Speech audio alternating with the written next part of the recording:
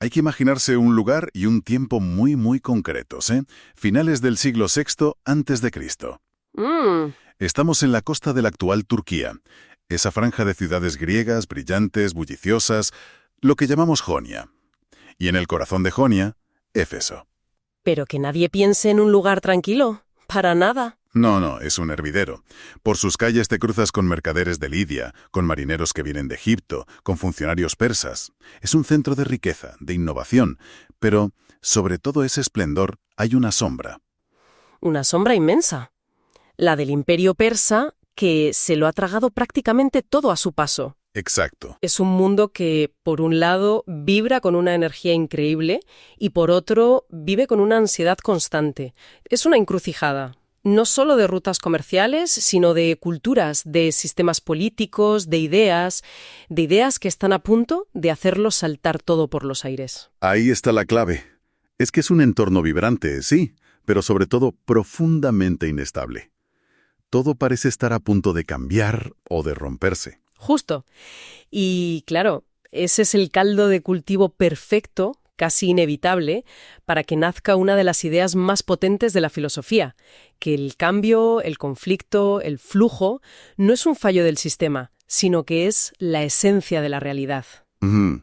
Hoy vamos a explorar ese mundo que vio nacer a Heráclito, para entender por qué una mente de esa época y de ese lugar llegó a pensar que todo, absolutamente todo, fluye. Empecemos por esa gran sombra que mencionabas, por Persia. Sí, porque se habla mucho de la conquista persa, pero quiero entender cómo afectaba eso al día a día. Cómo cambió la vida en Éfeso cuando Ciro el Grande derrota a Creso y se anexiona toda la región. Pues el cambio fue sísmico, aunque a lo mejor no a primera vista para todo el mundo. A ver, antes de los persas, Jonia estaba bajo la influencia de Lidia. Un vecino. Un vecino, sí, con el que compartían muchos lazos. El famoso rey Creso, de hecho, fue un gran benefactor de Éfeso. Financió parte de la reconstrucción del gran templo de Artemisa. Era un gesto de poder blando, que diríamos hoy. Totalmente. Pero claro, cuando Ciro conquista Lidia, sobre el 546 a.C., el paradigma cambia por completo. Jonia pasa de tener un vecino influyente a ser una provincia fronteriza del imperio más grande que el mundo había conocido. Pero espera un momento. Si los persas, como solían hacer, simplemente ponían a un tirano local al mando, ¿hasta qué punto un ciudadano común notaría la diferencia? Su vida ya la gobernaba una élite, ¿no? ¿Qué cambiaba en la práctica? Esa es una pregunta excelente, porque va al núcleo de la tensión. Para el campesino o el artesano medio, bueno, el cambio inmediato podía no ser drástico. Seguía pagando sus impuestos. Claro, solo que ahora iban a un sátrapa persa en Sardes. Pero el cambio de fondo era político y yo diría psicológico. Primero, pierdes la autonomía. Las decisiones importantes ya no se toman en el ágora de Éfeso, se toman en una capital lejanísima. Ya. Y segundo, y esto es crucial, la política persa era apoyar a las aristocracias locales o directamente instalar tiranos que les fueran leales. Ah, claro. Esto frenó en seco los movimientos que ya estaban surgiendo en Jonia hacia gobiernos más populares, lo que luego sería la democracia. La aristocracia terrateniente, los aristoi, muchas veces veía a los persas como un seguro de vida. Preferían un poder extranjero que les garantizase sus privilegios. Ujú. Antes que ceder poder a sus propios conciudadanos, al demos. Así que para el que tenía aspiraciones políticas, el techo de cristal se acaba de convertir en acero. Entiendo. O sea, los persas son un poder en la sombra que garantiza el status quo para las élites. Pero supongo que esa estabilidad forzada al menos permitiría que el comercio floreciera, ¿no? Totalmente. A pesar de la tensión política, o quizás en parte gracias a esa pax pérsica, la región era un motor económico imparable. La posición de Éfeso era perfecta. Era la puerta entre Oriente y Occidente. Era el final de la gran ruta real que venía desde el corazón de Persia, y su puerto la conectaba por mar con Grecia, Egipto, todo el Mediterráneo. Por ahí pasaba de todo: cereales del Mar Negro, metales de Anatolia, vino, aceite, lujos de Asia. Y esto nos lleva a una de las grandes revoluciones de la época: la moneda. ¿Cómo impacta algo tan simple en apariencia en una sociedad así? Es que de simple no tiene nada. Es una tecnología que lo cambia todo. La moneda, que se había inventado justo ahí al lado, en Lidia, permite pasar del trueque a una economía monetaria. Ya no tienes que cambiar tu aceite por grano. Exacto. Ahora tienes un medio de intercambio universal, un depósito de valor. Espera, ¿me estás diciendo que la invención de la moneda, algo que damos por sentado, creó una clase social completamente nueva capaz de desafiar a la nobleza de toda la vida? Eso es dinamita social. Exactamente. Es dinamita social en forma de pequeños discos de electro, una aleación de oro y plata. Porque por primera vez la riqueza ya no está ligada solo a la tierra, que era el pilar del poder de la aristocracia. Claro. Ahora un comerciante listo, un armador con una flota, un artesano con éxito, podía acumular una fortuna que rivalizaba con la de las viejas familias. Nace una burguesía comercial que quiere lo que va con el dinero, poder político. Y esto nos lleva a un detalle geográfico de Éfeso que es una metáfora perfecta de todo esto. A ver, cuéntame. El río Caístro, que desembocaba junto a la ciudad, arrastraba sedimentos constantemente. A lo largo de las décadas estos sedimentos fueron colmatando el puerto. O sea que lo cegaban. Sí, alejando la línea de costa poco a poco. Lo que en la época de Heráclito era un puerto bullicioso, hoy son ruinas a varios kilómetros tierra adentro. Un efesio de esa época podía ver con sus propios ojos, a lo largo de su vida, cómo el paisaje que definía su ciudad estaba literalmente fluyendo y desapareciendo. Cuando Heráclito dice que no puedes bañarte 2 veces en el mismo río, no solo se refiere al agua que corre. Para un efesio, el propio lecho del río y la forma de la costa cambiaban año tras año. La inestabilidad era parte del paisaje. El cambio era visible, físico, innegable. Vale. Recapitulemos. Tenemos una presión externa de Persia y una presión interna de esta nueva clase de comerciantes que ha surgido. ¿Cómo se manifiesta esta olla a presión en la política de Éfeso?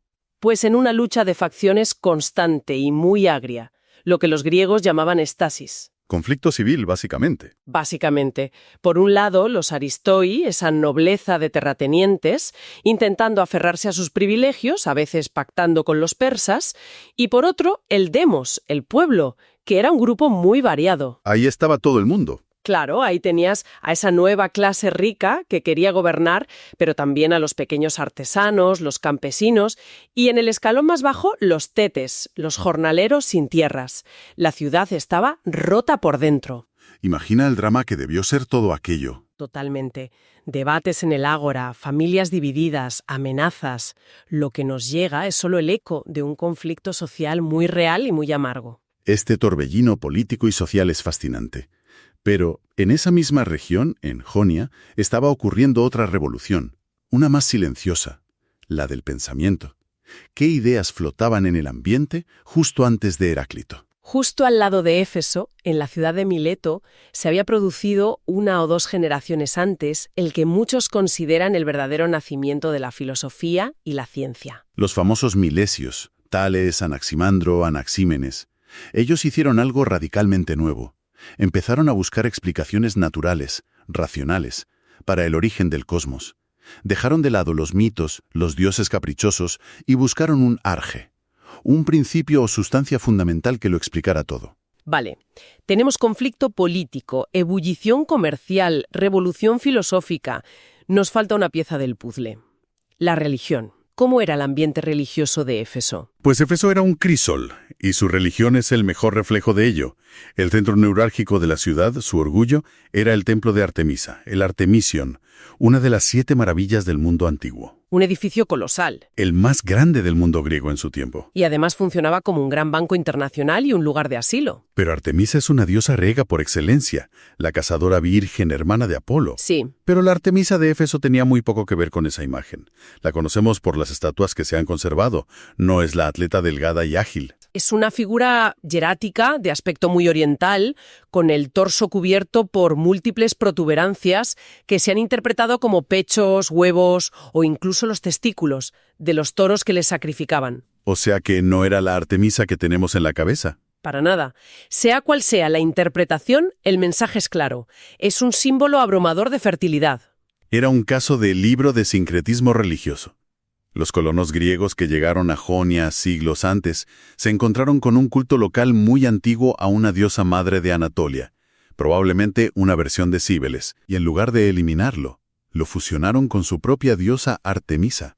El resultado es esta figura única, una diosa griega con un corazón y una iconografía profundamente orientales. Es el símbolo perfecto de lo que era Éfeso.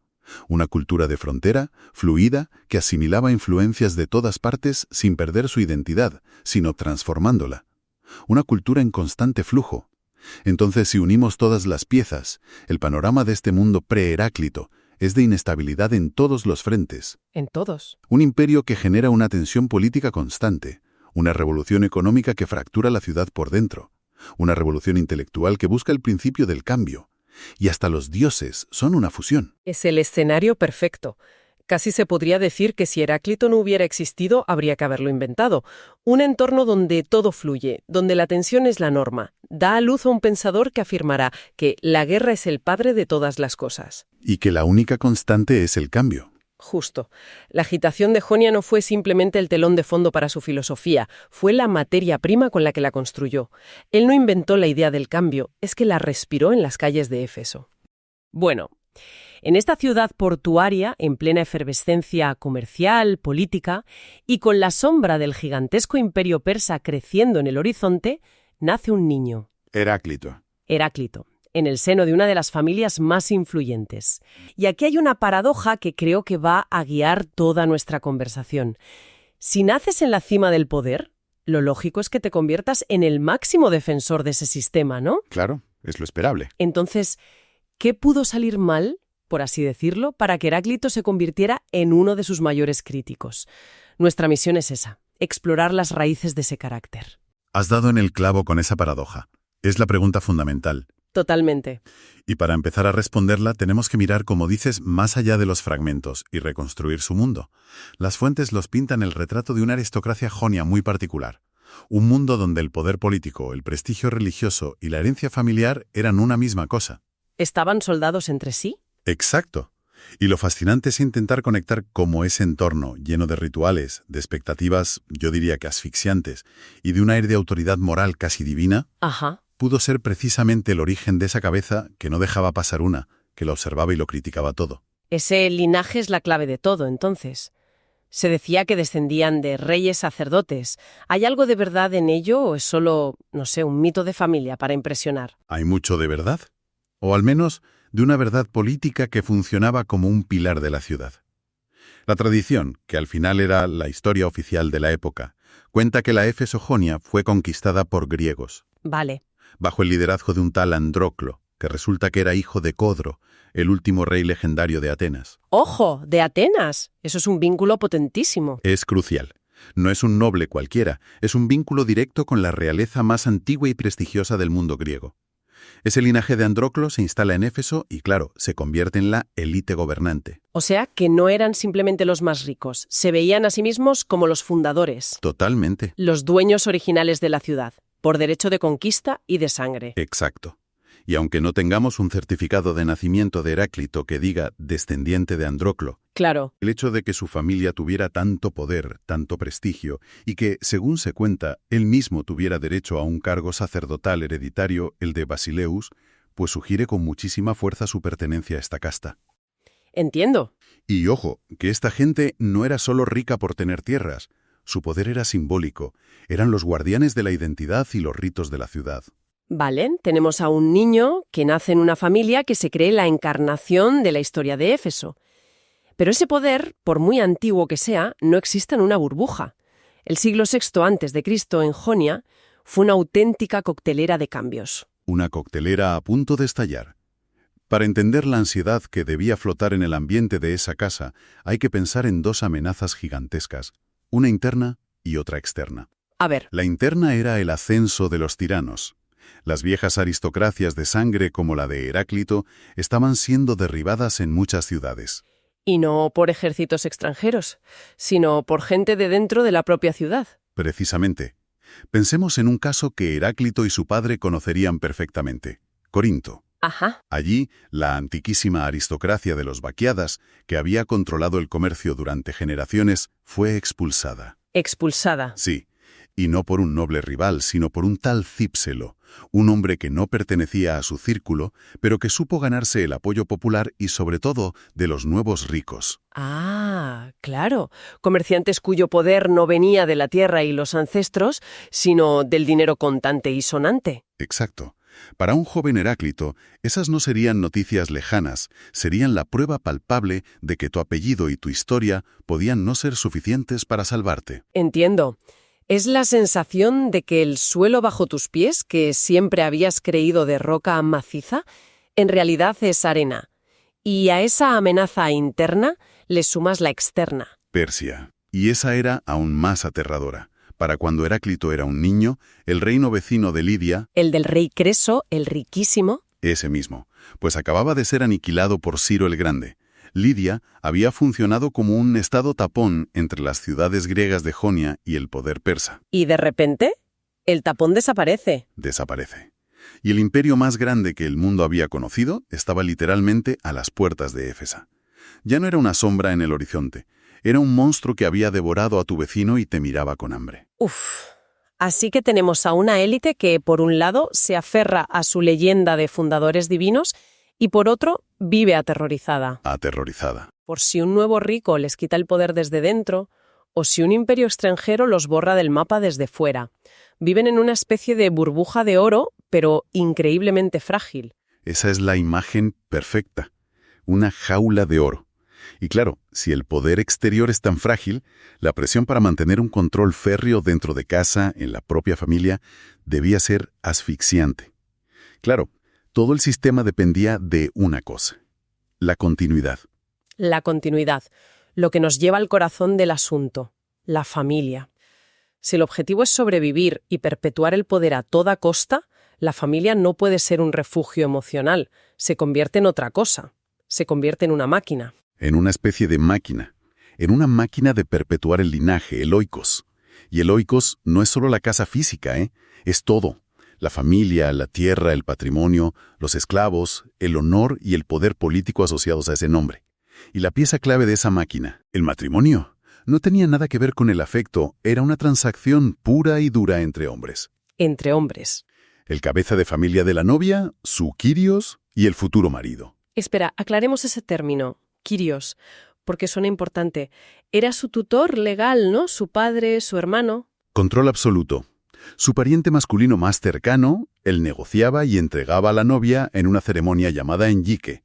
Y el propósito era uno, muy específico: la procreación. Claro. La mujer se convertía en el vehículo para asegurar la descendencia, y su principal, casi único deber era dar a luz a herederos varones legítimos que mantuvieran vivo el oikos. O sea, que un matrimonio no se consideraba real, no estaba sellado del todo hasta que nacía un niño. Exacto. Eso es una presión brutal. Para la mujer su valor social dependía enteramente de su fertilidad. Una presión inmensa. Y en una familia como la de Heráclito, que además tenía responsabilidades religiosas hereditarias, cada nacimiento era un acto político y sagrado, cada ceremonia, cada rito familiar. Todo tenía un peso enorme. Todo, desde la presentación del recién nacido hasta los sacrificios en los altares domésticos. Servía para reforzar la identidad del clan y las enormes expectativas que se ponían sobre sus miembros desde la cuna. Intentemos imaginar esa casa. ¿Cómo sería crecer ahí?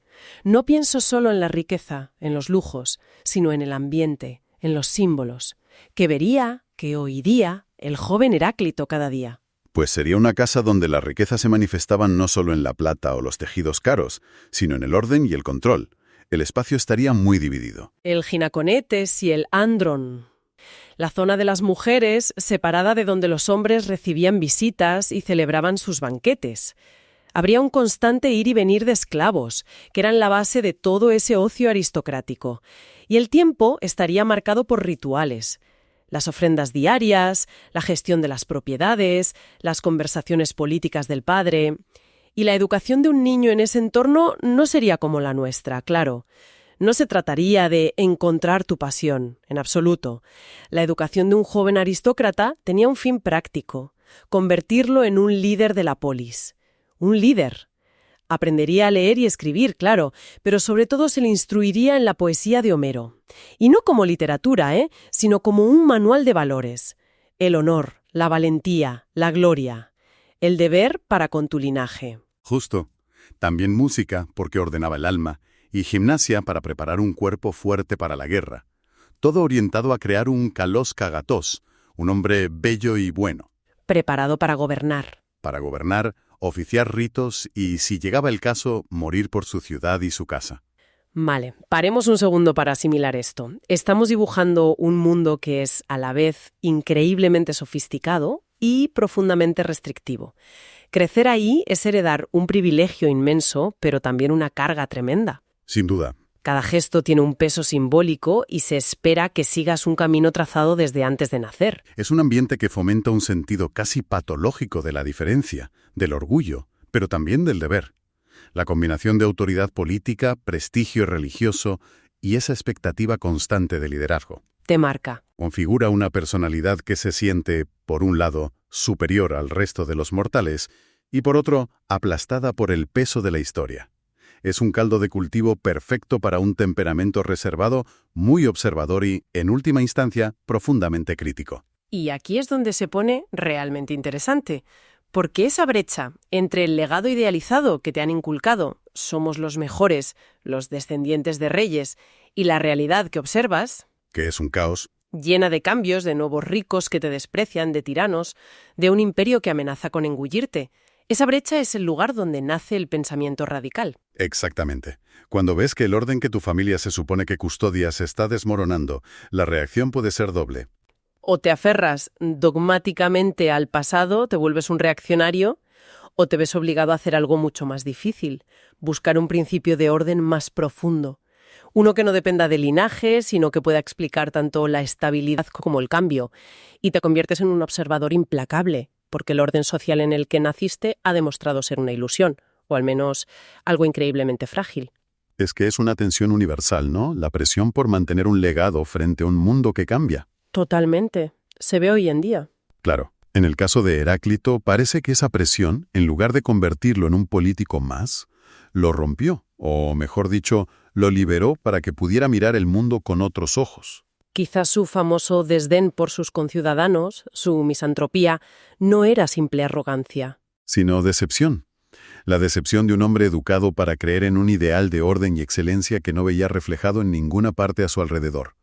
Así que tenemos a un joven rodeado de un legado grandioso, pero quebradizo, en una ciudad vibrante, pero al borde del abismo. Un mundo de rituales, poder y expectativas. Un mundo que, en lugar de integrarlo y convertirlo en un pilar más del sistema, quizá fue lo que lo empujó a la soledad, a la observación, a buscar un orden más profundo y verdadero en el cosmos. Empecemos por lo más fundamental, lo que vería cada día. La naturaleza. Se habla mucho del río Caistro. Suena muy poético, pero ¿por qué es tan importante un río para entender a Heráclito? Es el ejemplo más claro de algo que nunca es lo mismo, pero que a la vez siempre es el mismo. Cada gota de agua es nueva, pero el río permanece. O sea que los primeros pensadores de Jonia no buscaban respuestas en los mitos de los dioses. No, para nada. Sino que miraban a su alrededor, a lo tangible. Precisamente. La naturaleza, la fisis, era su libro de texto. Y no veían solo el río, veían los ciclos de las estaciones. Claro. El invierno siempre da paso a la primavera. Lo húmedo se seca, lo frío se calienta.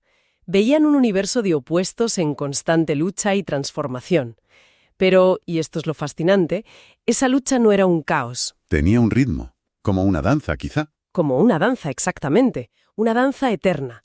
Y esta percepción fue revolucionaria porque proponía que el cambio no es una anomalía, sino la regla fundamental del cosmos. Y que esa regla, además, se puede llegar a entender. Justo. Esa lógica subyacente que lo gobierna todo, lo que él luego llamaría logos, es algo que la razón puede comprender. Y esa intuición, yo creo, nació ahí, de la simple observación. Y esa experiencia física, me imagino, no se quedaba en el campo. Al cruzar las murallas de Éfeso, esa sensación de flujo se multiplicaría por 1000. Por 1000. Ya no es el murmullo del río, es el estruendo de la ciudad. Claro. Es que tenemos que pensar en Éfeso no como unas ruinas, sino como una metrópolis de su tiempo, un puerto clave en el Mediterráneo. Eso significa barcos llegando y saliendo sin parar. Y con los barcos no solo llegan mercancías, llega el mundo entero. Exacto. Llegan marineros que hablan otras lenguas, comerciantes con costumbres extrañísimas, noticias de Egipto, de Fenicia. El mercado de Éfeso debía ser un espectáculo. Olores, colores, sonidos. Para un joven curioso, cada día era una lección práctica de que su mundo no era el único, de que todo estaba conectado y en constante intercambio. ver cómo cambiaban las modas, cómo llegaban nuevas técnicas para los artesanos, cómo las alianzas políticas de las que hablaban los comerciantes afectaban a su ciudad. Vería el río Caistro, que a veces fluía tranquilo y otras se desbordaba, cambiando el paisaje. Observaría los ciclos de la siembra y la cosecha, cómo la vida surge de la tierra en primavera y parece morir en invierno. Todo a su alrededor era una lección. Una lección constante de que nada es estático. Lo que hoy está vivo, mañana muere para alimentar algo nuevo. Lo que hoy es un camino, mañana es un lodazal. Este cambio constante no es un caos sin sentido. No. Él se da cuenta de que el cambio nace de la lucha, de la tensión entre opuestos. No puede existir el día sin la noche, ni la salud sin la enfermedad, ni la paz sin la guerra. Son dos caras de la misma moneda. Inseparables. Y el epicentro de esa revolución estaba a tiro de piedra de Éfeso, Mileto. Pues a ver, lo fascinante aquí es el cambio de paradigma. Es un giro de 180 grados. Pensadores como Tales, Anaximandro, la llamada Escuela de Mileto, fueron los primeros, que sepamos, en buscar un principio natural, una physis, para explicar el origen de todo. O sea que, en lugar de decir Zeus está enfadado y por eso hay tormenta, Exacto. o Poseidón ha sacudido la tierra, ellos buscaban otra cosa. Debió de ser un shock. Un shock tremendo. Para la gente común esto podía ser hasta aterrador. Si no son los dioses, ¿quién manda? La idea de un universo impersonal, regido por leyes naturales, dejaba un vacío enorme. Claro. En lugar de la voluntad caprichosa de los dioses, buscaban una causa racional. Tales, por ejemplo, propuso que todo venía del agua. Anaximandro fue incluso más allá. Propuso algo abstracto, el apeiron, lo indefinido. Y el joven Heráclito, aunque no era discípulo formal de nadie, estaba ahí. Escuchaba a los viajeros, a los comerciantes. ¿Cómo le impactó todo esto? Pues podemos imaginarlo perfectamente. No se trataba de aceptar una nueva doctrina sin más, sino de confirmar una intuición que él seguramente ya tenía. ¿Cuál? Que las viejas historias, los mitos, no eran suficientes. No bastaban para explicar la complejidad que él veía. Estas explicaciones naturalistas debieron resonar mucho con su carácter, que ya de por sí era escéptico. Le dieron permiso, por así decirlo, para buscar otra cosa. Entiendo. No fue un «ja, esta es la respuesta», sino más bien un «ah, entonces puedo buscar una respuesta que no esté en los viejos poemas». Precisamente. Sembró en él la semilla de que debía existir un único principio rector, una lógica, una regla del juego cósmico. Lo que más tarde en su madurez sería su concepto central, el logos. Aquí es donde se pone realmente interesante, porque esos viejos poemas no eran cuentos para dormir. Homero y Hesíodo eran la base de la educación, de la moral, de la identidad griega. Eran la Wikipedia de la época. Totalmente. ¿Qué pensaba Heráclito de ellos? Los veía con un desdén profundo, casi aristocrático. Para él representaban la opinión de la mayoría, el saber acumulado pero no comprendido. Lo que él llamaba polimatía, saber mucho pero sin entendimiento real. Saber datos, no la verdad. Justo. Y hay un fragmento que es una crítica feroz. Dice, maestro de la mayoría fue Hesíodo. Creen que sabía muchísimas cosas. Él, que no sabía distinguir el día de la noche. En efecto, una sola cosa son. Vale, para un momento. No sabía distinguir el día de la noche, eso es. Un insulto de una densidad brutal. No es una puya sin más, vamos a desgranarlo. Es que es una crítica en dos niveles. Y los dos son increíblemente profundos. El primero es una acusación a Hesíodo de ser un simple erudito. Alguien que colecciona datos, nombres de dioses, genealogías. ¿Un acumulador de información? Exacto. Pero que carece de la visión para entender el principio que unifica todo eso. Es la diferencia entre saber mucho y entender de verdad. ¿Y el segundo nivel? ¿La frase final? En efecto, una sola cosa son. Ahí está la clave de todo. Ahí está el núcleo. En esa frase ya está la semilla de su gran doctrina, la unidad de los contrarios. Para Heráclito, el día y la noche no son dos realidades separadas, opuestas, son dos caras de la misma moneda. Inseparables. Dos aspectos de una única realidad que los contiene. Y lo mismo con el calor y el frío, la vida y la muerte. Hesíodo, al no ver esta unidad, al tratarlos como cosas distintas, demostraba, a ojos de Heráclito, su más profunda ignorancia sobre cómo funciona el mundo. Entonces, si rechaza a los poetas, que son la voz del pueblo, también está rechazando a la propia gente. Y esto nos lleva de cabeza al ambiente político de Éfeso. No debía ser un lugar fácil para un pensador tan elitista. Nada fácil. Éfeso, como muchas ciudades jonias, vivía en una tensión constante. Por un lado, la amenaza del imperio persa, que a menudo imponía tiranos. Por otro, luchas internas muy agrias entre facciones. ¿Principalmente entre quiénes? Entre la aristocracia, a la que él pertenecía por cuna, y las facciones democráticas que querían más poder para el pueblo. Y las decisiones se tomaban en asambleas. Me imagino la escena, no un debate ordenado de parlamento moderno. Gritos, amenazas, intereses comerciales chocando con viejos privilegios. Exacto. Era un sistema que Heráclito, desde su perspectiva, veía con un desdén enorme. Para él, la opinión de la multitud era voluble, ignorante, se dejaba llevar por las apariencias. Y esta experiencia política tan caótica reforzó su distinción filosófica clave entre el nomos y el logos. Vale, expliquemos esto bien, que es fundamental. Nomos contra logos. El nomos es la ley humana, la convención, lo que la gente acuerda en la asamblea. Es como una ley de tráfico. Puede cambiar, es local, es subjetiva.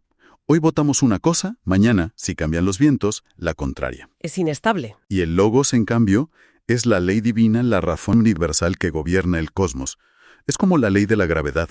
Funciona igual para todos, en todas partes, lo sepan o no, les guste o no. Es eterna. Y esto se refleja en otro de sus fragmentos, uno bastante problemático, el que dice: ley es también obedecer el plan de uno solo. Efectivamente, y es fácil malinterpretarlo. Seamos sinceras, suena terriblemente autoritario. ¿Cómo distinguimos su obediencia al logos de una simple justificación filosófica para la tiranía? A un demócrata de Éfeso le sonaría lo mismo. Es un desafío excelente, y es la tensión con la que él vivía. Visto desde hoy, su elitismo es incómodo, no hay duda. Pero para ser justos, ese uno solo no se refiere a un tirano político. Se refiere al principio. Se refiere a ese principio único y racional, el logos. La idea es que la verdadera ley, el verdadero orden, emana de esa razón universal, no del consenso inestable y a menudo irracional de la multitud. Su crítica es a la idea de que la verdad se pueda decidir por votación. De acuerdo. Vamos a unir todas las piezas, porque ahora tenemos todos los ingredientes. Tenemos los debates de Mileto, desafiando a los dioses. Tenemos su crítica feroz a los poetas. Y este ambiente de conflicto político constante. ¿Cómo se conecta todo esto en su cabeza? Pues todas estas experiencias convergen en una intuición central, una idea que será el núcleo de toda su filosofía, que la realidad no se define por la estabilidad, sino por la tensión, por el conflicto, por lo que él llamará polemos, la guerra. O sea que él veía esa lucha de opuestos literalmente en todas partes, no era una abstracción. En todas partes. Era algo tangible, cotidiano. La veía en las discusiones del ágora, en el regateo del mercado, en las tensiones sociales entre aristócratas y comerciantes. Y por supuesto, la veía en la naturaleza, el día dando paso a la noche, lo caliente enfriándose. El conflicto como motor universal. Justo. Así que, mucho antes de ser una teoría filosófica compleja, fue una observación directa, casi visceral del mundo que le rodeaba. La filosofía nació de la calle.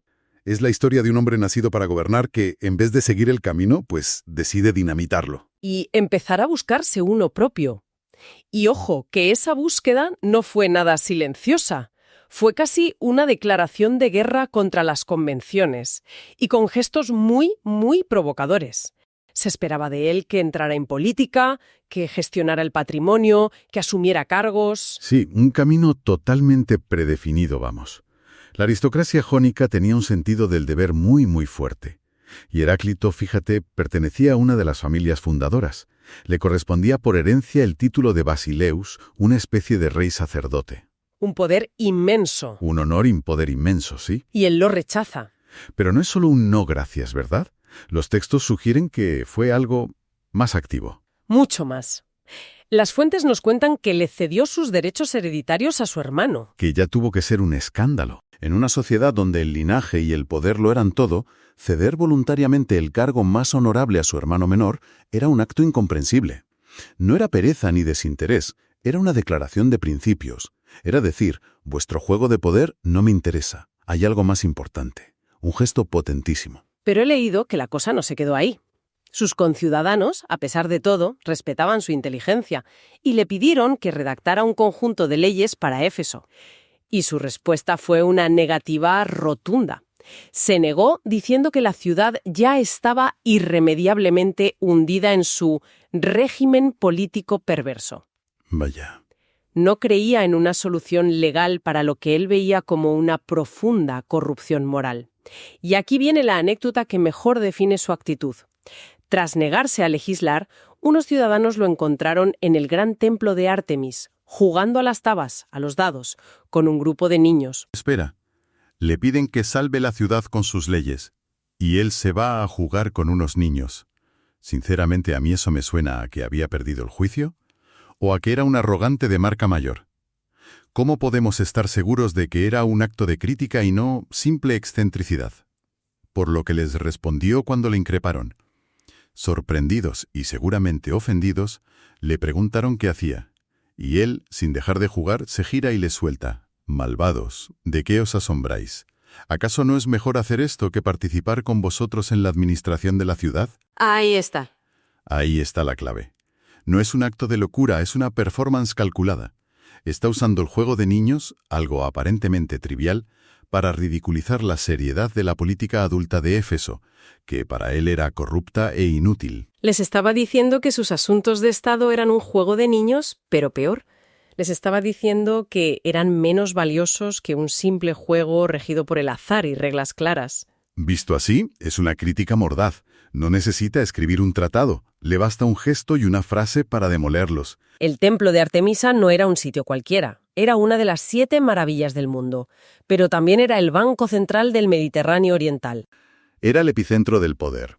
Al jugar a un juego de niños allí, Heráclito está haciendo una declaración simbólica potentísima. Les está diciendo, vuestras luchas de poder en el ágora y vuestra riqueza en este templo son para mí un juego de niños. Un juego absurdo. Prefiero este, que por lo menos es honesto. O sea, un rechazo frontal a los dos pilares de su sociedad, política y economía. Exacto. Es el inicio de una búsqueda interior. Como él mismo diría más tarde en una de sus frases más famosas, me he buscado a mí mismo. Para encontrarse, pues primero tuvo que romper con todo lo que se esperaba de él. Se apartó del ruido para poder escucharse. Y al apartarse de ese ruido, parece que su oído se agudiza, ¿no?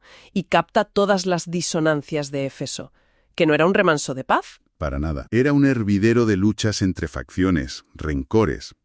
Este caos no solo es que le repele, sino que parece que afila su carácter crítico hasta convertirlo en un bisturí. Absolutamente.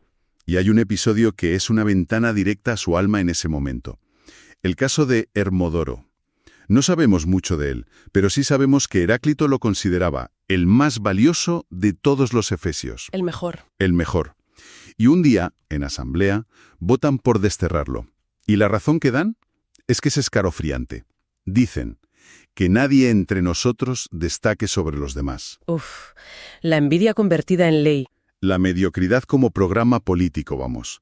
Y la reacción de Heráclito no es de decepción. Es una furia volcánica. Es una furia que cristaliza en una de las frases más brutales de toda la filosofía antigua. Dice, y cito, «Sería justo que todos los efesios adultos se ahorcaran y dejaran la ciudad a los niños». Es tremendo. Es una hipérbole. Suena más a un desprecio visceral que a un argumento filosófico. ¿De verdad podemos encontrar una semilla de pensamiento profundo en una rabieta así? Para Heráclito la verdad no es una cuestión de opinión, no se vota. Existe una excelencia, un arete, que es objetiva, y la masa, la mayoría, es ciega a ella. Al desterrar al mejor, los efesios demuestran una incapacidad fundamental para reconocer lo bueno. O sea que su elitismo no es solo el del aristócrata que mira por encima del hombro al pueblo. No, no, es un elitismo del conocimiento. Está empezando a construir una nueva aristocracia, la del intelecto. Precisamente. Y esto conecta con otras sentencias suyas. Por ejemplo, Para mí, uno vale por 10.000 si es el mejor. Lo que están haciendo aquí no es simple arrogancia, que seguro que también la había, es el germen de la gran división que va a marcar toda su obra. La distinción entre los despiertos y los dormidos. Espera, despiertos y dormidos, eso suena casi místico. ¿A qué se refería? Era una cuestión de inteligencia, de moral. Es una cuestión de percepción de la realidad. Para Heráclito hay una razón, un orden que gobierne el universo. Él lo llamará el logos. Pues bien, la inmensa mayoría de la gente, los dormidos, viven inmersos en ese logos, pero son incapaces de comprenderlo. Actúan como si estuvieran en un sueño privado. Cada uno en su mundo. Cada uno en su mundo de opiniones y deseos. Solo una minoría, los despiertos, es capaz de abrir los ojos y comprender esa estructura común, esa estructura real del cosmos. Y el desastre político de Éfeso es su laboratorio. Es la prueba empírica de que la humanidad vive, en su mayor parte, dormida. O sea que la incompetencia de sus vecinos se convierte en su modelo para entender la ceguera de toda la humanidad. Aquí es donde se pone realmente interesante. Sus palabras, aunque escasas, eran como latigazos. Tenemos esos fragmentos donde ataca directamente a sus conciudadanos, y de forma brutal. Hay uno que es especialmente duro, donde dice que los mejores escogen una sola cosa por encima de todas las demás, la gloria imperecedera entre los mortales. Pero la mayoría se hincha hasta reventar, como las bestias de manada. Durísimo. Es una distinción tajante. Por un lado, el sabio, el que busca el conocimiento, la verdad. Por otro, la masa, que solo busca satisfacer sus apetitos más básicos, comida, riqueza, placeres efímeros. No es solo un insulto. No, es un diagnóstico. Ve a su alrededor una sociedad que ha perdido el norte, que persigue lo perecedero, ignorando lo eterno. Vale, entonces sus gestos eran puros actos de provocación. Pero para que funcionaran, tenían que estar anclados en lo que la gente veía cada día. Pero claro, Éfeso era un puerto global, como decíamos. ¿Cómo influyó esa exposición constante a lo extranjero? Pues de forma decisiva. Es que, si conectamos con eso, la experiencia de Heráclito iba mucho más allá. Caminar por el puerto de Éfeso era asomarse al mundo entero. En una mañana oías hablar griego, lidio, persa, egipcio. ¿Una locura? Veías ámbar del Báltico, grano de Egipto, y con eso llegaban personas, cada uno con sus dioses, sus leyes, sus costumbres. Así que el conflicto y la tensión no eran solo una idea abstracta para él. Era el ruido, los olores, el caos de su día a día. Una colisión de mundos en cada esquina. Exacto. La tensión era palpable. La tensión entre lo griego y lo bárbaro. Entre las nuevas riquezas del comercio y las viejas tradiciones. Entre el ciudadano libre y la enorme población de esclavos. Riqueza y pobreza, lo local y lo extranjero, lo nuevo y lo antiguo. Y aplicaba esa misma lente a la sociedad. Observaba una discusión en el mercado entre un mercader y un cliente. ¿No veía solo a dos personas regateando? ¿Qué veía él ahí? Veía la tensión entre el deseo de ganar y el miedo a perder. Veía cómo de esa oposición, de ese conflicto, surgía un acuerdo, un precio, una pequeña guerra que creaba un orden momentáneo. ¡Wow! Esa capacidad para ver el principio universal en el detalle más mundano era lo que le hacía único. La gente empezaba a cuchichear sobre ese joven, de la familia de los Basileus, que parecía leer el alma de la ciudad. Y de ahí el apodo. Por eso lo apodaron el Oscuro, sí. No porque no se le entendiera, sino porque lo que veía era profundo y enigmático. Para él, el cosmos entero se regía por la tensión de los opuestos. Hay un fragmento suyo que lo resume todo. Es necesario saber que la guerra es común y la justicia es discordia, y que todo sucede según discordia y necesidad.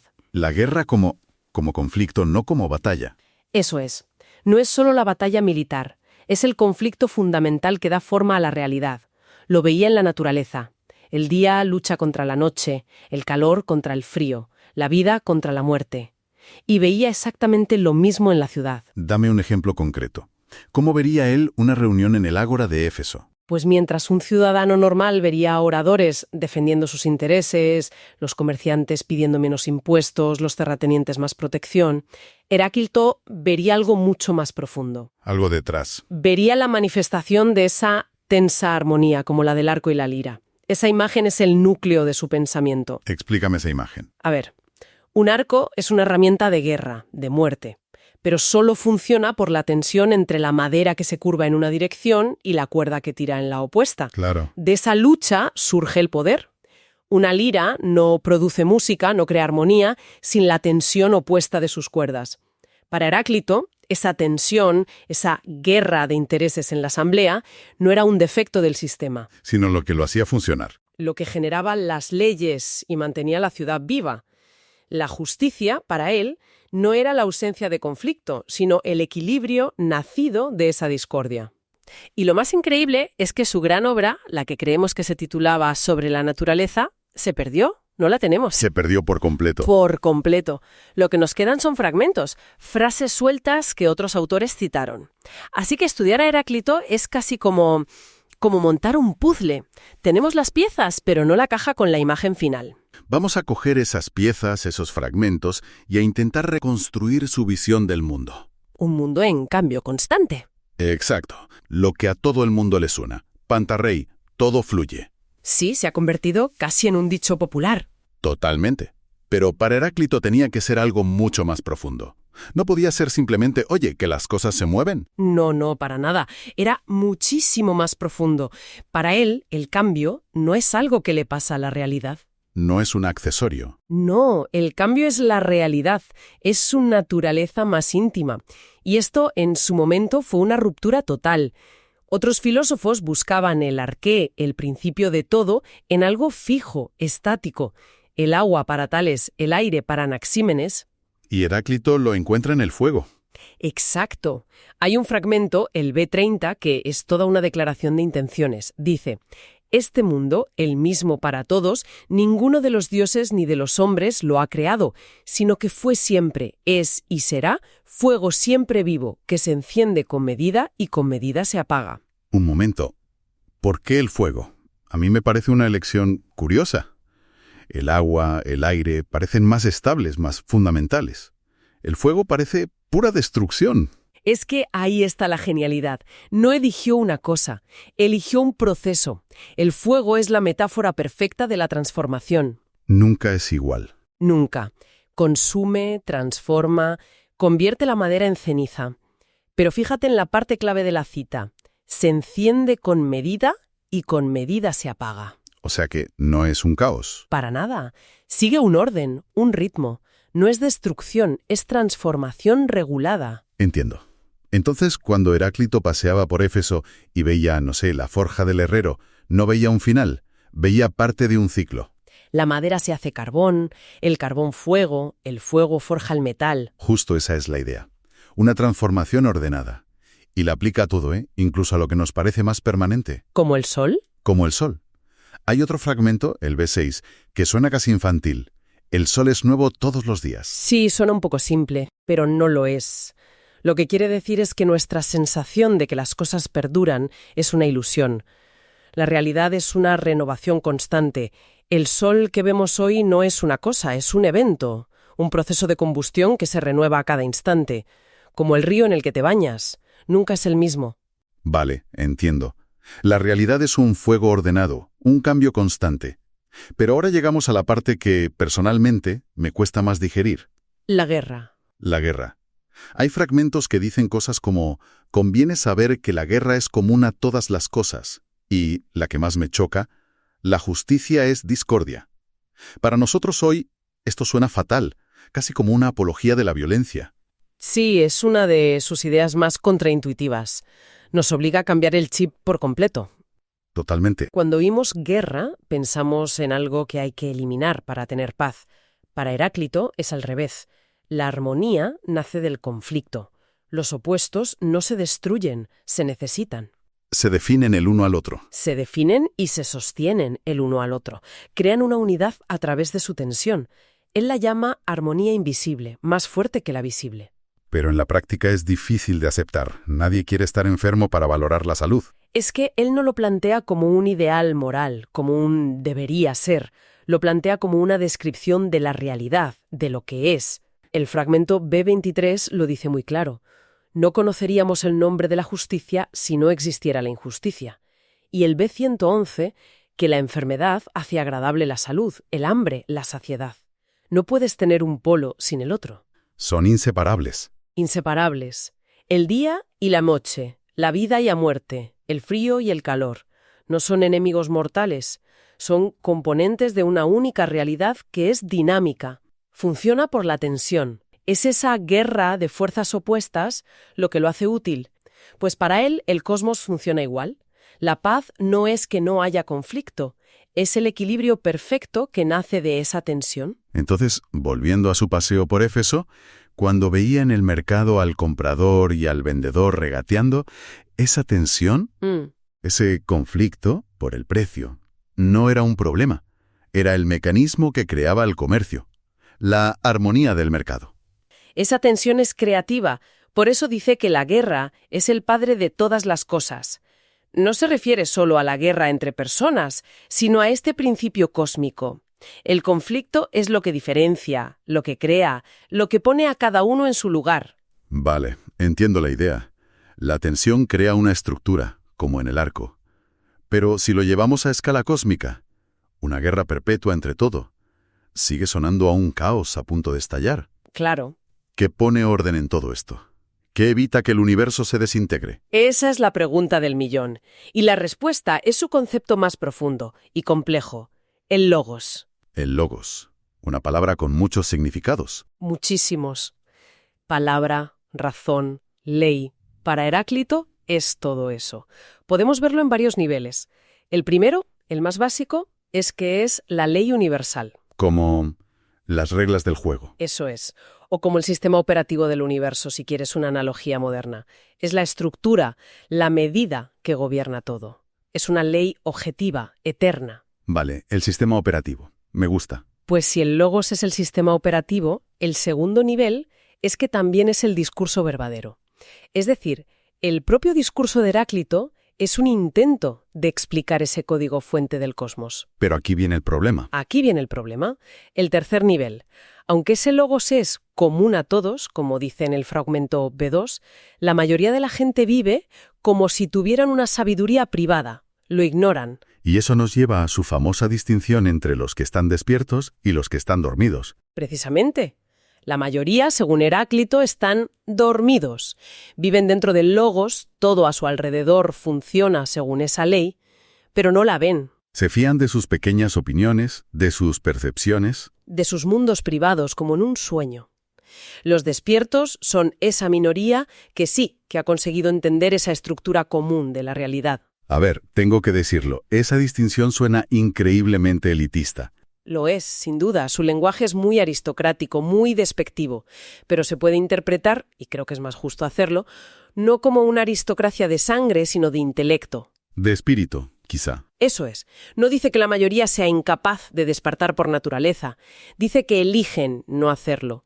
Prefieren la comodidad de sus opiniones a la tarea, que es difícil, de buscar la verdad. Pero sí, el tono es innegablemente altivo. Entonces, si la mayoría estamos dormidos, ¿cómo se despierta uno? ¿Cuál es el camino que propone Heráclito? Veo una posible contradicción, ¿eh? A ver. Si la gente vive atrapada en su sabiduría privada, pero el camino es, como él mismo dice, investigarse a uno mismo. ¿Cómo evitas quedarte dando vueltas en tu propia ignorancia? Esa es la gran paradoja del autoconocimiento. Y su enfoque es fascinante. Por un lado, valora los sentidos, a diferencia de otros filósofos. El fragmento B55 lo dice claro. De cuantas cosas se da visión, audición, percepción, a estas yo doy preferencia. Son la puerta de entrada. La materia prima. Pero, y aquí está el gran pero, no son suficientes. ¿Por qué no? Porque, y cito de nuevo, ojos y oídos son malos testigos para los hombres que tienen almas de bárbaros. Almas de bárbaros.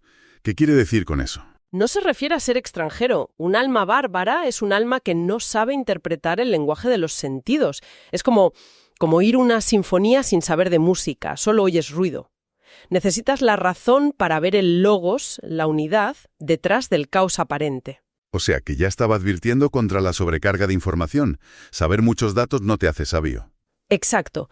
El verdadero conocimiento, para él, no viene de fuera. Viene de dentro. El camino es hacia adentro. Su frase más personal, yo creo, es la del fragmento B101. Me investigué a mí mismo. Porque si el logos es universal, también está dentro de ti.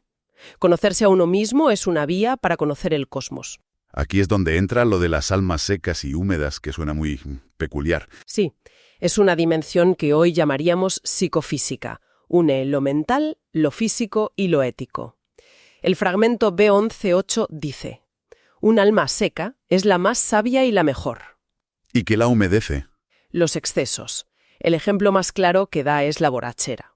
Un borracho pierde el control, su razón se nubla, se humedece. Pero se puede aplicar a cualquier exceso que nuble el juicio. La ira, la gula.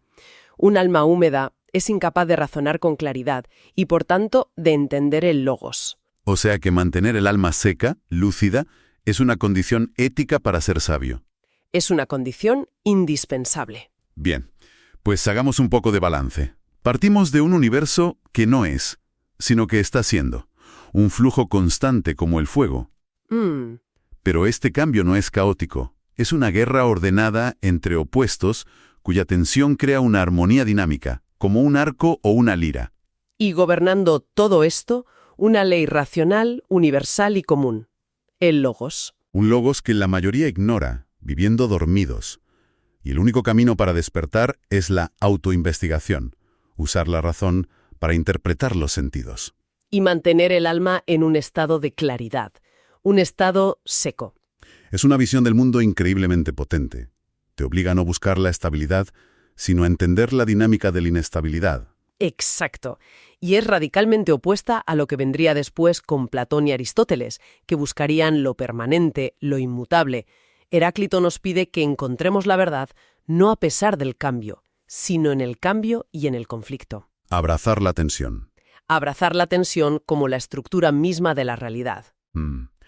Y aquí llegamos a la raíz de su arrogancia, si quieres llamarla así. A ver. Heráclito creía que él era de los pocos, o quizás el único, que podía leer ese código. Él parece sugerir una mezcla de pereza intelectual.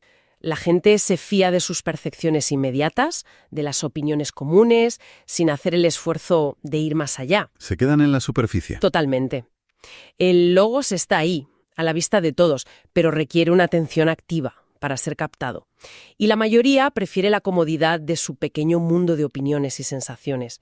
Por eso dice, en otro fragmento, que están presentes, pero ausentes. Su cuerpo está aquí, pero su mente no está conectada a la estructura común de la realidad. Justo. O sea que la experiencia por sí sola no sirve de nada. Uno puede vivir 80 años en el mundo y no entenderlo en absoluto. Exactamente. De hecho, lo dice casi con esas palabras.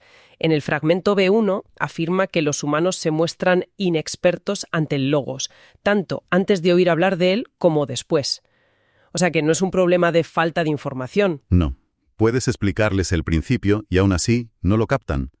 La experiencia cotidiana no es suficiente si falta la comprensión activa de esa ley que lo rige todo. Es como estar en medio de una tormenta y no entender qué es el viento o la lluvia. Simplemente te mojas, sufres sus efectos, pero no comprendes la dinámica que los produce. Y aquí es donde la cosa se pone realmente interesante, porque si esta crítica fuera solo para la gente común, bueno, sería hasta cierto punto comprensible, un poco elitista, quizá. Claro, pero es que Heráclito apunta directamente a la élite intelectual de su época, a los que se suponía que sí sabían. Precisamente. Su ataque más feroz es contra lo que él llama la polimatía. ¿Polimatía? Que podríamos traducir como el mucho aprender o la erudición vacía. Y no se anda con rodeos, ¿eh?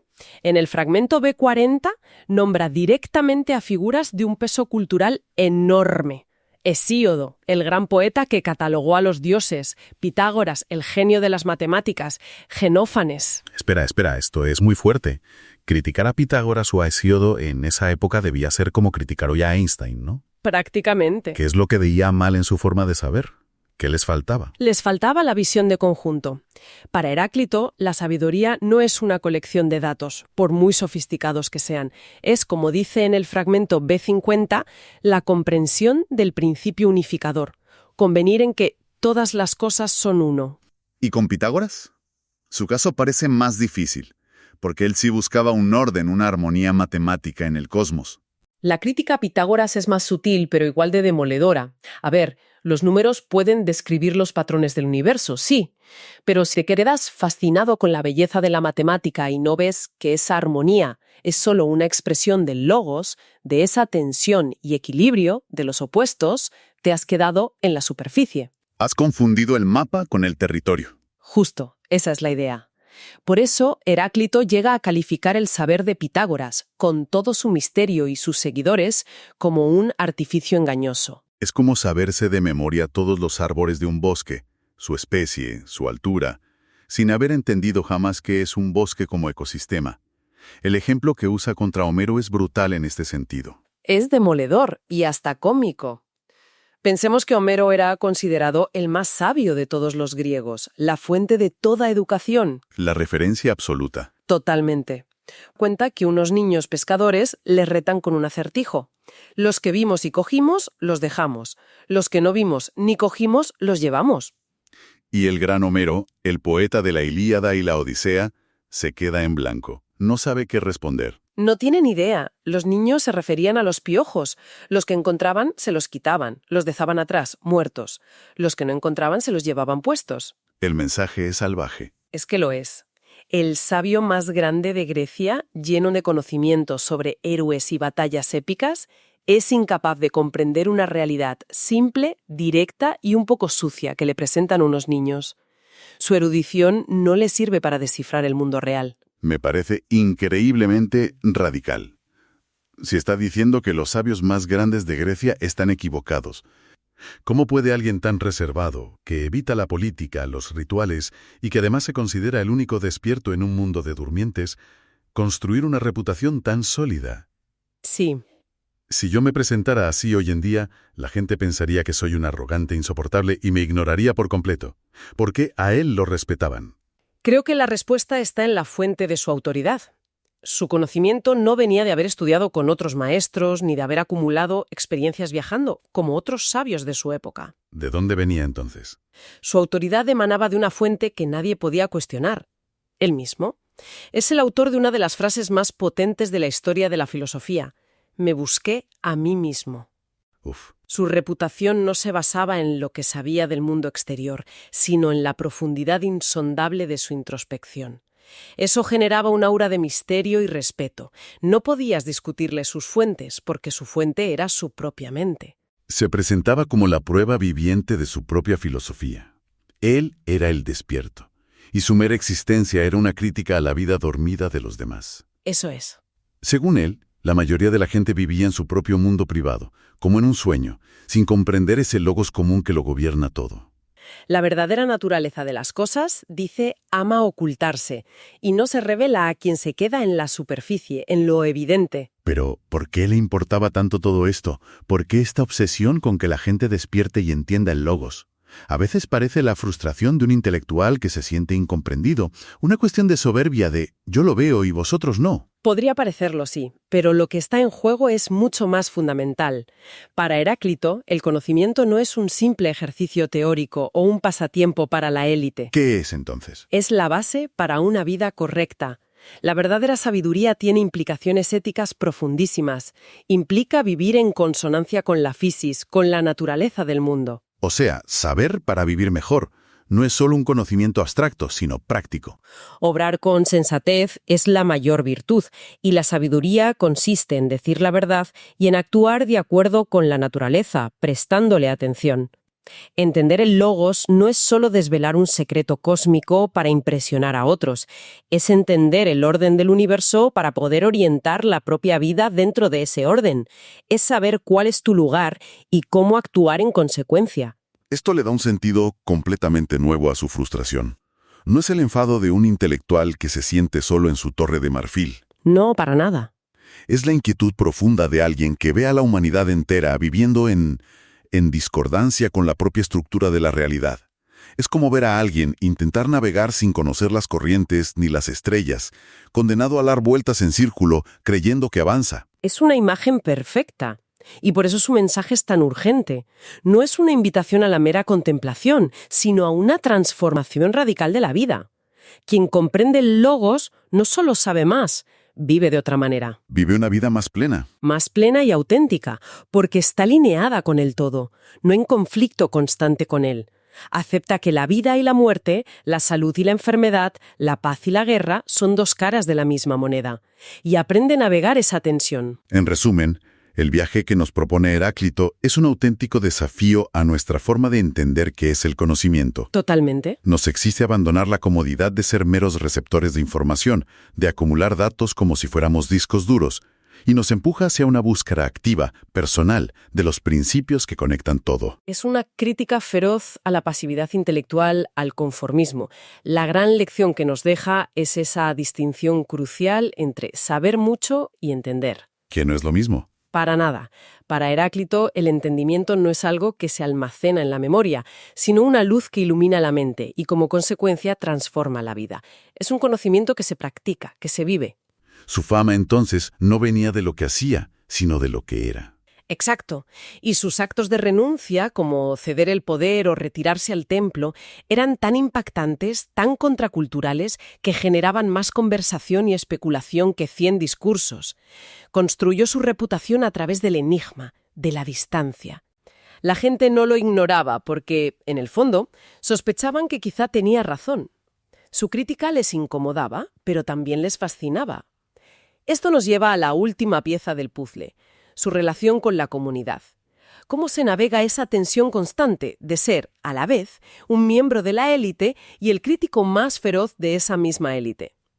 Lo odiaban, lo admiraban, le temían, probablemente una mezcla de las tres cosas. Es una relación profundamente ambivalente. Por un lado, como ya hemos dicho, lo consideraban el hombre más inteligente de Éfeso, el único capaz de darles leyes justas. Lo cual es un respeto inmenso. Inmenso. Por otro lado, era el tipo que los comparaba con ganado y que consideraba sus vidas un desperdicio. Esa tensión es constante. Pero entonces, ¿su crítica tenía algún objetivo? ¿O era simplemente un desprecio misántropo por la humanidad? No era un misántropo sin más.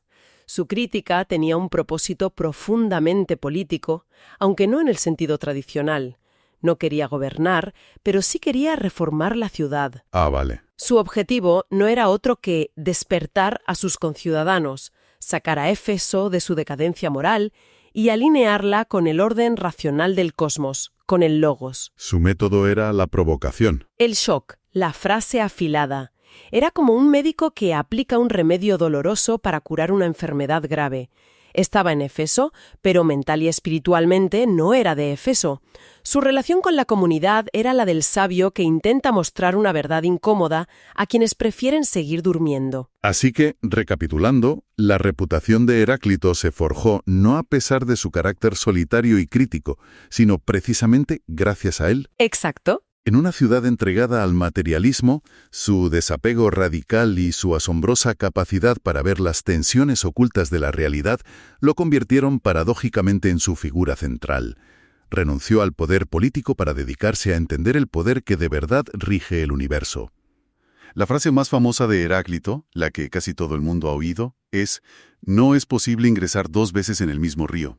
El fragmento 91, sí. Pero hay otra versión, la 49ª, que es todavía más desconcertante. Dice, en los mismos ríos ingresamos y no ingresamos, estamos y no estamos. Uf. Esto ya suena a un enigma, ¿no? Una parte de mi cerebro se revela un poco. O sea, ¿cómo puede algo ser y no ser al mismo tiempo? Nos está diciendo que el río que veo no es real. Es una reacción completamente natural, porque nos obliga a cuestionar algo muy básico. Pero su intención, no es negar la existencia del río. Lo que hace es mucho más sutil. Está redefiniendo, de una forma radical, lo que significa ser el mismo. Para él, la identidad del río no está en su materia, en las moléculas de agua que, como bien vio, siempre son nuevas. Claro, están en constante renovación. La identidad reside en su forma, en su patrón, en el flujo mismo. Espera un momento entonces. La identidad es el movimiento. No las partes que se mueven, sino el acto de moverse de una forma concreta. Eso es el cauce, la corriente, el ecosistema. Es el proceso, no las partículas de agua. O sea, la identidad es la continuidad dentro de la transformación. Has dado en el clavo. Es un proceso, no un objeto estático. Y esto, claro, choca de frente con nuestra idea intuitiva de identidad, que la asociamos a lo inmutable, a algo que no cambia. Claro, es que esto dinamita el pensamiento de su época. Pensemos, por ejemplo, en Parménides, otro de los grandes, que defendía justo lo contrario. Justo, que el ser es uno, inmutable, eterno, y que todo el cambio que vemos es, en el fondo, una ilusión. Una ilusión de los sentidos, precisamente. Parménides elige la permanencia y niega el cambio, y llega Heráclito, mira la misma realidad y dice, no, el cambio es lo único real. La permanencia es una ilusión que surge de ese mismo cambio. Es increíble. Nos dice que la estabilidad no es la ausencia de movimiento, sino un patrón de movimiento constante. Por eso fue tan radical. Ofreció una tercera vía que nadie había explorado. Todo esto me lleva inevitablemente a la famosa paradoja del barco de Teseo. Si tenemos un barco y con el tiempo vamos cambiando cada tabla una por una hasta que no queda ninguna original, sigue siendo el mismo barco. Claro. Y Heráclito nos diría que sí, sin dudarlo. Pero lo interesante es el por qué. No es por la madera, claro. No. De hecho, si cogieras todas las tablas viejas y construyeras un segundo barco al lado, el verdadero barco de Teseo para Heráclito seguiría siendo el que navega, el que mantiene su función, su historia, el que mantiene el proceso de ser el barco de Teseo. La identidad es la función, la forma, la continuidad en el tiempo, no la suma de sus partes. El barco es su viaje, no su madera. Y el río es su fluir, no su agua. Exactamente. La del río, empiezas a verla por todas partes, y eso es lo que hizo él. Observó los ciclos de la naturaleza en Éfeso. Habla del cambio de las estaciones, que llevan todas las cosas, o la alternancia del día y la noche. Son cambios constantes, pero reconocemos sin problema las identidades invierno o día. Nadie duda de lo que son. Aunque ningún día sea idéntico al anterior. Claro. Y lo aplica a la física más cotidiana con una claridad que asombra. En el fragmento 126 escribe: las cosas frías se calientan, lo caliente se enfría, lo húmedo se seca, lo seco se vuelve húmedo. Es una descripción perfecta de un mundo en transformación. Donde cada estado no solo es reemplazado por su contrario, sino que ya contiene la semilla de su opuesto. Está en proceso de convertirse en él. Pero claro, el paso más audaz y el que más nos toca de cerca es aplicar esa misma lógica a nosotros mismos. Exacto. Y lo hace de forma muy explícita. En el fragmento 88 dice: una misma cosa es en nosotros lo viviente y lo muerto, y lo despierto y lo dormido, y lo joven y lo viejo. Nuestra propia identidad no es fija. Para nada. Nuestras células se renuevan, nuestros pensamientos cambian, nuestras emociones fluyen. Bueno, lo del cuerpo es más fácil de aceptar. La biología lo confirma. Pero, ¿la mente? ¿Mi yo? Yo siento que soy la misma persona que era ayer, o incluso hace 10 años. Sientes la continuidad, como quien ve el río y lo reconoce, pero ¿tus pensamientos, tus opiniones, tus miedos son idénticos? Pues no, la verdad. Ese yo que se percibe no es una cosa, es más bien la narrativa, la historia que nos contamos, una historia en constante edición que conecta a la persona que fuimos con la que somos ahora y la que seremos. O sea que mi identidad es la película entera de mi vida, no un solo fotograma. Y la película se está rodando ahora mismo. Esa es una gran analogía. Somos la película, no un fotograma. Y esa película se nutre del cambio. Tu yo de hoy existe porque ha dejado de ser el yo de ayer, lo ha integrado y ha seguido adelante. También se usa mucho la metáfora de la llama, ¿verdad? Es perfecta, sí. Una llama parece una entidad única, estable, pero en realidad es un proceso de combustión rapidísimo. El combustible se consume, el aire fluye. Y aún así, vemos una única llama. Su identidad es puro proceso. Un equilibrio dinámico que se mantiene a través de una transformación sin pausa. Si detienes el cambio, la llama se apaga. Su ser es su devenir. Justo. Vale, aceptamos la premisa. Todo fluye, todo cambia. Y la identidad es el patrón dentro de ese flujo. Pero esto nos lleva a una pregunta inevitable.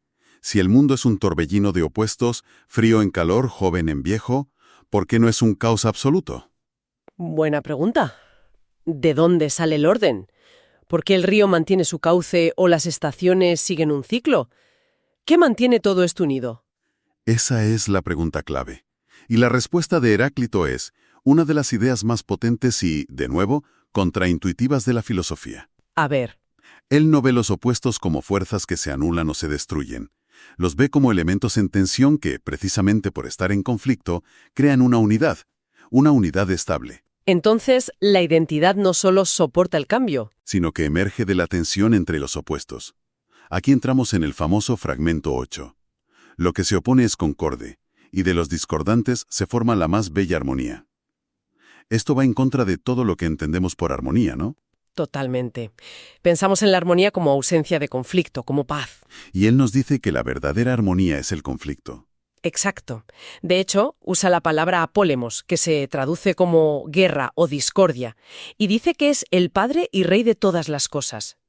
Para él esta guerra no es destructiva. Sino creadora. Es la fuerza que genera y mantiene la existencia de todo. La estabilidad que percibimos no es quietud, es un equilibrio de fuerzas dinámico, una armonía tensa hacia atrás. La imagen es potentísima, es producto de la tensión. La belleza nace de la lucha. Es una idea increíble. Para Heráclito, el universo funciona exactamente igual. El orden del cosmos es el resultado de esta lucha perpetua y equilibrada, que es lo que genera la realidad. Sin esa guerra cósmica, el universo sería estático, muerto. Vale, entiendo el matiz. Es un principio creador. Pero un principio tan fundamental que lo ordena todo. Me sigue sonando algo divino. Y sin embargo me choca un poco que usara la palabra Dios o se refiriera a Zeus si era tan crítico con la religión popular. ¿No se estaba arriesgando a que lo malinterpretaran? Se arriesgaba, y lo sabía. Por eso lo formula de una manera tan cuidadosa, tan enigmática. Él rechazaba por completo los dioses de Homero, esos seres con pasiones humanas, celos, enfados. Le parecerían una proyección infantil. Totalmente. Para él, lo divino no era un ser, sino la propia inteligencia inmanente del cosmos, el logos. Ahí entra el famoso fragmento B32, ¿no? El de Zeus. Ahí entra. Dice, lo uno, lo único sabio, quiere y no quiere ser llamado con el nombre de Zeus. Es una frase genial, es buenísima. Por un lado, quiere, porque esa sabiduría única es en efecto el principio rector del universo, el equivalente filosófico de Zeus. Pero por otro lado, no quiere, para que a nadie se le ocurra confundirlo con el personaje mitológico. Claro, el que se dedicaba a perseguir ninfas. Exacto. Está usando el nombre para después vaciarlo de su contenido tradicional. Es una jugada maestra. Vaya. Entonces, para él, rezarle a una estatua de Zeus era tan absurdo como, no sé, rezarle a la ley de la gravedad. Lo divino no es un quién, sino un cómo funciona el universo. Es una analogía fantástica, exactamente. Cuando Heráclito usa la palabra Dios, se refiere a la unidad total que abarca todos los opuestos. Dios no es el día oponiéndose a la noche. Dios es la unidad que contiene el ciclo día-noche. Es el nombre que le da al todo visto desde la perspectiva de su unidad. Lo que nos lleva a una idea muy potente. Para Heráclito, en el fondo, logos, cosmos y lo divino son casi sinónimos. Son tres formas de apuntar a lo mismo, ¿no? Son conceptos homólogos, sí. Apuntan a esa estructura racional unificadora e inteligente que está dentro de la propia realidad, no fuera. No hay un Dios creador externo. No. El mundo, el cosmos, es un fuego eterno que se enciende y se apaga con medida. Y esa medida es el logos. La inteligencia está en el propio sistema. Hemos seguido los pasos de Heráclito por las calles de Éfeso, que en su día era una de las grandes ciudades del mundo, ¿eh? Una metrópolis, sí. Nos lo hemos imaginado viendo el río, el mercado, y entendemos cómo de ahí salió su idea de que todo fluye. Pero ahora, al llegar al final de su historia, nos topamos con una paradoja enorme. Pues sí. Para un hombre que habló tanto del universo, su propia vida es casi un folio en blanco, un silencio. Es la gran ironía de la antigüedad, ¿verdad? Nos llegan fragmentos de su pensamiento que han sobrevivido 2 milenios y medio, ideas que, han cambiado la filosofía. Totalmente. Pero del hombre, de Heráclito, apenas tenemos un boceto. No sabemos si se casó, si tuvo hijos, o no sé cómo era un día normal para él. Esos detalles que hacen humana una vida se han esfumado. Y eso nos deja una pregunta que creo que es el centro de nuestro análisis de hoy. Cuando los hechos se evaporan y solo queda la leyenda, ¿qué es lo que de verdad queda de una persona? ¿Dónde acaba el hombre y dónde empieza el mito? Exacto. ¿Qué nos dicen las fuentes antiguas, como Diógenes Laercio, que sea más o menos fiable? Es un trabajo casi de arqueología, ¿eh? Las fuentes nos dan un boceto, muy escueto. Sabemos que vivió en Éfeso, y que su apogeo, su acme, como decían los griegos, fue sobre el año 500 a.C. Que era un momento clave para Éfeso, ¿no? Clave. Un momento de una efervescencia comercial e intelectual brutal en la costa de Ionia, un cruce de caminos. Y casi todas las fuentes coinciden en que pertenecía a la familia real o, como mínimo, a la más alta aristocracia. Y ese origen aristocrático parece que es fundamental para entender su carácter, o la imagen que nos ha llegado de él. Desde luego. porque no lo pintan como un hombre cercano precisamente. Para nada. Lo pintan como alguien muy consciente de su superioridad, tanto intelectual como de linaje.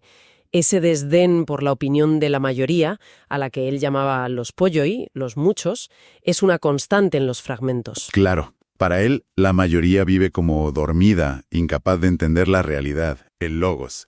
Y esa actitud tan altanera es la que alimenta todas las anécdotas. O sea que su famosa misantropía, ese carácter solitario, no era solo por ser un cascarrabias. No, no. Era una postura filosófica. Y política. Exactamente. Y aquí es donde la biografía antigua se vuelve fascinante, pero también tramposa. Los biógrafos de la época, como Diógenes Laercio, funcionaban con una idea muy clara. La vida de un filósofo tiene que ser un reflejo de su filosofía. Si los escritos de Heráclito eran crípticos, oscuros, y por eso le llamaban el oscuro, pues el hombre tenía que ser igual, oscuro, arrogante, apartado del mundo. Crean un tipo literario. Construyeron al hombre a imagen y semejanza de sus escritos. La vida del filósofo tenía que ser una demostración de sus propias ideas.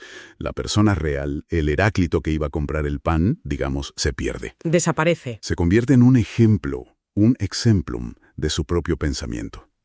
No leemos una biografía, sino una interpretación. Vale, si su vida ya es una construcción, me imagino que cuando llegamos a su muerte, la cosa se dispara. Se dispara a otra galaxia. Totalmente. La historia más famosa y también la más rara es la que cuenta Diógenes Laercio.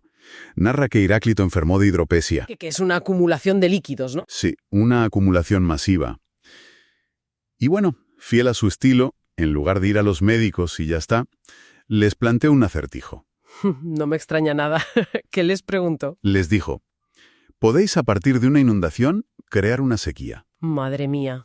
Su idea, claro, basada en su filosofía de los opuestos, era que para curar un exceso de humedad, pues necesitaba un exceso de sequedad. Los médicos lógicamente se quedaron a cuadros, no entendieron nada. Claro, no iban a una consulta, iban a un examen de filosofía. ¿Y qué pasó? Pues que al ver que no le ayudaban, decidió curarse él mismo. Aplicando su teoría de la forma más literal y radical posible, se fue a un establo y se enterró en estiércol de vaca. Perdona. ¿Cómo que se enterró en estiércol? Tal cual. Enterrado. ¿Pero qué lógica tenía eso? La lógica, dentro de su mundo, era que el calor de la fermentación del estiércol sería tan intenso que evaporaría el exceso de líquido de su cuerpo, lo seco contra lo húmedo. El problema es que, la biología no funciona así. El experimento fue un desastre, claro, y la tradición dice que murió allí mismo. Es una imagen potentísima y a la vez un poco grotesca. Obviamente, es casi seguro que esto nunca ocurrió así. Muy probablemente no. Pero entonces la pregunta es, ¿por qué inventar algo así? ¿Qué nos dice esa leyenda? Es que eso es lo fascinante. La anécdota es perfecta. Resume la imagen que la posteridad se hizo de él. Un hombre que vive y muere según sus propias reglas, incomprendido por todos. Y llevando sus ideas hasta las últimas consecuencias. Exacto. La lucha de contrarios, lo húmedo contra lo seco, llevada al extremo, es la muerte que encaja perfectamente con el mito de el oscuro. Es casi un meme filosófico para que su esencia no se olvidara. La firma final que confirma el personaje, vaya.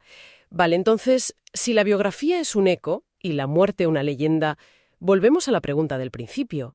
¿Qué es lo que nos queda de verdad de Heráclito? Nos queda lo más importante, lo único que ha demostrado ser eterno, su pensamiento. Su legado no son los hechos de su vida, son sus ideas, conservadas en esos 100 y pico fragmentos que nos han llegado.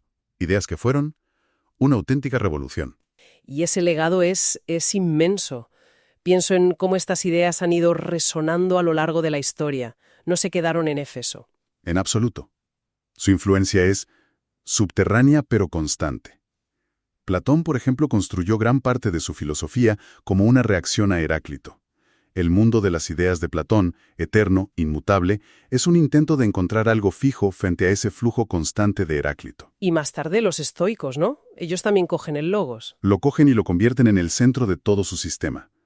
Pero si saltamos en el tiempo... Hegel. Sin duda, la dialéctica de Hegel, tesis, antítesis, síntesis, es una versión súper sofisticada de la unidad de los opuestos. El propio Hegel decía que no había ni una sola frase de Heráclito que no hubiera metido en su propia lógica. Nietzsche lo adoraba. Veía en Heráclito a un precursor, un aristócrata del espíritu que se atrevió a mirar al caos a la cara y aceptarlo. Incluso podríamos llevarlo a la ciencia moderna. La idea de que la realidad es un flujo de energía y procesos, más que objetos sólidos y quietos, suena muy heraclitiano, ¿no? Totalmente. Un físico cuántico de hoy probablemente se sentiría más cómodo con la visión del mundo de Heráclito que con la de otros griegos. El universo como un baile dinámico de campos de energía. Es el todo fluye con matemáticas. Es asombroso. Lo es. Así que su verdadero legado no es una biografía, sino una forma de mirar el mundo. Una invitación a buscar el orden oculto detrás del caos que vemos. Esa es la clave. Nos inspira a observar con más atención, a entender que el cambio no es una amenaza, sino la esencia de la vida, y que el conflicto puede ser creativo. Eso es lo que le hace eterno. Y con esa reflexión sobre lo que de verdad perdura, cerramos este análisis sobre Heráclito de Éfeso. Ha sido un viaje fascinante a esa frontera entre historia, filosofía y mito. Gracias por guiarnos. Esperamos que estas ideas inspiren a quien nos escucha a mirar su propio mundo con otros ojos, a encontrar la armonía en la tensión. Volveremos pronto para sumergirnos en otra figura que cambió la historia. Hasta entonces, muchas gracias por acompañarnos. Aunque, antes de irnos, me queda una idea en el aire. Si la vida personal de un pensador puede desaparecer hasta casi convertirse en leyenda, pero sus ideas cruzan milenios e influyen en un mundo que él ni siquiera podía imaginar, ¿qué nos dice eso sobre lo que significa de verdad dejar una huella? ¿Es la persona que fuimos o el pensamiento que legamos?